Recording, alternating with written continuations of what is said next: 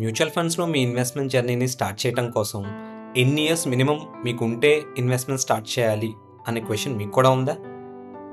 So, mutual ఫండ్స్‌లో investment journey start చేయడానికి ముఖ్యంగా మీరు తెలుసుకోవాల్సింది ఏంటంటేనండి, మ్యూచువల్ ఫండ్స్‌లో అన్ని రకాల ఇన్వెస్ట్‌మెంట్ రిక్వైర్మెంట్స్‌కి మ్యాచ్ చేసే ఇన్వెస్ట్‌మెంట్స్ ఉన్నాయని. అంటే మీకు వారం రోజులకే మీ మనీ పార్క్ చేసుకునే వారం రోజుల వరకే మీ మనీని పార్క్ చేయగలిగితే కనుక లిక్విడ్ మ్యూచువల్ ఫండ్స్ అని ఉంటాయి.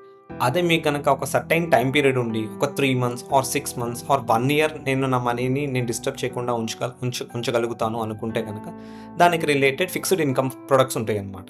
అదే మీ టైం హొరైజన్ ఒక 3 ఇయర్స్ నుంచి 4 ఇయర్స్ ఉండి కొంచెం మీరు రిస్క్ తీసుకోగలిగి ట్రెడిషనల్ ఇన్స్ట్రుమెంట్స్ కన్నా మీకు కొంచెం బెటర్ రిటర్న్స్ రావాలనుకుంటే హైబ్రిడ్ ఈక్విటీ మ్యూచువల్ ఫండ్స్ అని ఉంటాయి.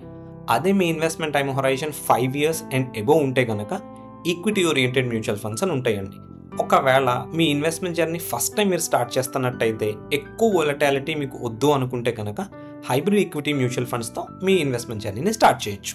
ఇప్పుడు అర్థమైంది కదండి, మ్యూచువల్ ఫండ్స్లో ఇన్వెస్ట్మెంట్ జర్నీ స్టార్ట్ చేయాలంటే వందల సంవత్సరాలు ఇన్వెస్ట్మెంట్ చేయాల్సిన అవసరం లేదు. ఈవెన్ వారం 10 రోజులు మీకు టైం హొరైజన్ ఉన్నా కూడా మ్యూచువల్ ఫండ్స్ అంటే ఏంటో మీరు ట్రై చేయడానికి అవకాశం ఉంటుంది.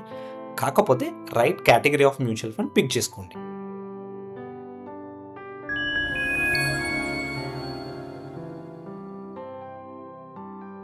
If you like the content in the video, please like and share the video and subscribe to our YouTube channel. If you need any personal appointment, do call us to the below number.